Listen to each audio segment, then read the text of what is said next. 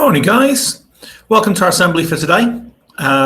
So there's been all sorts of stuff in the news this week about how schools are going to reopen on the 8th of March. So that's not this Monday coming, but the Monday after.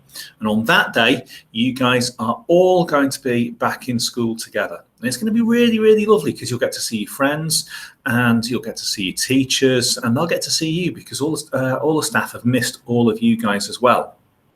Now, for some of you, it might feel a little bit scary, it might feel a little bit daunting, but over the next few days, we're going to be sending out lots of information to mums and dads to tell everybody how we're going to reopen school safely, how we're going to make it right. And really, it's going to be pretty much like it was just before Christmas. So you'll be in your bubbles, you'll have your space on the playground, you'll probably be eating your lunch in the same place. And in school, there's lots of planning and lots of things to sort out between now and then. But largely, all of those things are going to be fairly similar to how they were before. We're going to have different things to do in lessons so that we can do stuff so that you can talk to your friends, so that you can play games with your friends on the playground, and that you can kind of get used to being around more people again, because it's going to be a bit of a big change for everybody. But whatever the thing is, if you're feeling a bit worried about it, if you're feeling a bit bothered, talk to your grown-ups at home, okay? Because they'll be able to say, look, it's all right. Mr. Boot, Mr. Babington, Mr. Bounds, Mrs. Blades, all the staff in school, we've got it covered. We'll have it all sorted. It'll all be fine. And you might have your little first wobble, like sometimes you do on the first day in September, but then actually after that, you're going to see your mates, you're going to have an absolutely lovely time. Okay, so there'll be more information coming out about that soon. And one of the things that the teachers are going to do next week is we're going to make videos for all of the classes. Okay, so your teachers are going to do a video like we did in September. I don't know if you can remember if you watched it, where they're going to walk you around the classroom, show you where you're coming in, going out, all of these sorts of things, so they can remind you what it's like and you can go, oh yeah, that's how we do it. That's what the routines are like. Okay, so it's going to be a lot of change, but it's kind of a change, but it's kind of back to normal how it was. And as soon as you get into it, you'll be absolutely fine. I'm really, really looking forward to being on that playground on the first day on the 8th of March when I can welcome back everybody. Okay, so that's that bit. What we're going to do now is we're going to carry on with our assembly. Now, we did a Heartsmart assembly on Monday. I wonder if you can remember what it was about. You might have needed a rubber for it. It was called Don't Rub It In, Rub It Out. And it was all to do with forgiveness and loving yourself so that you actually forgive yourself if there's mistakes that are made, or forgiving other people. Okay, so here's Boris the robot. And we've got our Don't Rub It In, Rub It Out. And Boris, you can see, look, he's got smoke coming out of his ears. He's got a really cross face. And instead of rubbing it in and feeling worse and worse and worse about it, Boris is saying, actually, I'm going to rub it out. I'm going to forget about it. To do with loving ourselves and loving others. And it's about knowing how to make things better when they've gone wrong. And today what we're going to do is look at when someone has upset us or when we've made a mistake, how to deal with it, because that's part of being Heartsmart. So have a look at that mug. Now, I know if you know me, if you've been into my office and you've seen what's on my desk, then you've seen I've got a mug a bit like this one, or it's got Avengers or something on it. So this isn't my favorite mug, but let's pretend that it is. So pretend it's my favorite mug, the handles come off. What should I do? Should I throw it out? Throw it away? Or should I try and fix it? Not sure about that one. What do you think? Well, let's try another example. I've got a splinter on my finger. Okay, do I cut off the finger, or do I try and sort the splinter out, or get a grown-up to help sort the splinter out if it's a child? Should I cut my finger off? No. What about the pencil? Favorite pencil? The lead's broken. What am I going to do? Shall I throw the whole thing away and just get a new pencil? Or shall I try and fix it with a pencil sharpener? And these are little small examples, and they're quite silly examples, really, but they could be bigger ones. Look at this, a book that's had a page torn out of it. Shall I throw the page away? Shall I throw the book away? I could throw the whole dictionary away. Or could I get some sellotape and mend it? And what about the bike? Can you see what's happened with the tyre? That's it. I need a new bike. It's got a flat tyre. I can't possibly ride it. The children in Key Stage 1 have seen me with my bike. You know what it's like. I love riding my bike, but not with a flat tyre. So should I buy a new bike? Or should I try to fix it? So with the mug, what could I do? That's right, I could glue the handle back on. With my finger, with the splinter, what could I do?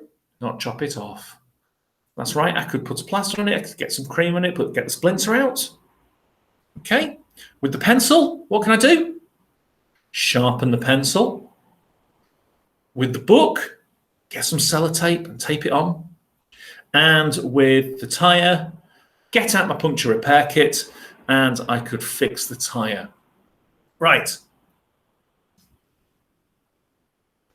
Now, when we're hurt or upset or cross, and I mean kind of emotionally hurt, not physically hurt, the most natural thing to do is rub it in.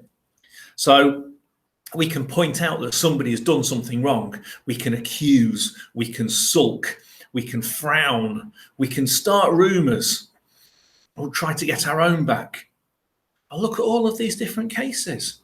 Somebody who's sulking, somebody who's frowning with a really unhappy face, somebody who's starting rumours and being unkind, somebody's pointing out that they've done something wrong, or we could actually tell somebody else, I'm going to tell a grown-up of you because you upset me.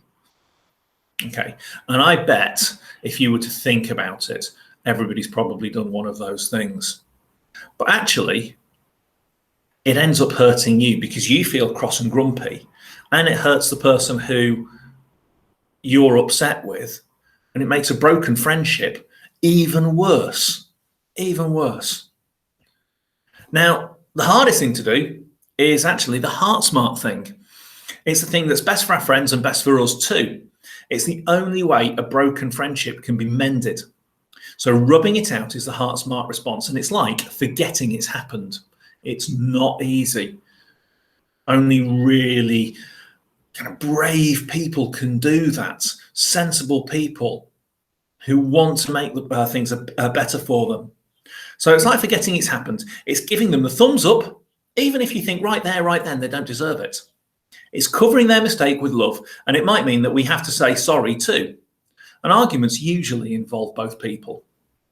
Even if someone's done something really horrible to us, we might have done something that we have to apologize for. And that little word sorry, can make a massive, massive difference. Okay, it's really, really tough to do because you want to be grumpy, but actually being grumpy just makes you feel worse. So forgiving somebody and rubbing out that mistake, rubbing it out is really important. Now, sometimes, even before we can forgive somebody, we need to think about what's happened. Sometimes we need to take time out to think how we feel, and that's getting the pain out. And Heartsmart would say it's better to get the pain out than in. So where do you go if you're feeling low? Or what do you do if you're feeling fed up? Some people like to sit on their own. Some people like to have some time out to be on their own. And we need to understand that people need time out if that's the case. Some people have a person they talk to if they're cross or sad. It might be that you talk to a particular friend. It might be you talk to a particular grown-up in school. Some people like to play, like to exercise, like to run around. If I'm feeling in a bad mood, then I do some exercise. It really, really helps me to feel better. It's interesting because some of these things don't work for different people. So this one, being on your own and sitting and thinking, doesn't work for me at all. Doesn't work for me. But this one really, really does. And this one is kind of in the middle. Everybody's a little bit different. So have a think and tell the grown-up that you're with, what's the thing that you do Okay, when you're feeling a little bit fed up, particularly when you're feeling a little bit fed up with somebody else. And what I want you to do particularly is not say, go on my Xbox or play Minecraft or whatever. Think of something different, because some of these things need to be things that you can do in school. Okay?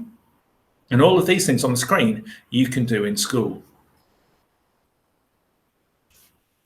So, place, person, play. Go to a special place, talk to a special person, have a special play. All helpful things to think about. Okay.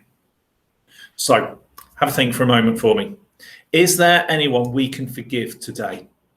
Has something happened to you that you think, yeah, I actually need to forgive that person? And what can we do now to love ourselves and other people more? Okay. Christians believe that God loves everybody, that he sent Jesus to earth to show his love for everybody. Every major religion has love for other people at the heart of it. It's the most important thing in the world. So let's see if we can spend our day feeling a little bit of that love for other people. See you around school, guys. I hope you have a lovely, lovely rest of the day. And I'm looking forward to seeing everybody on the 8th. Ta-ra.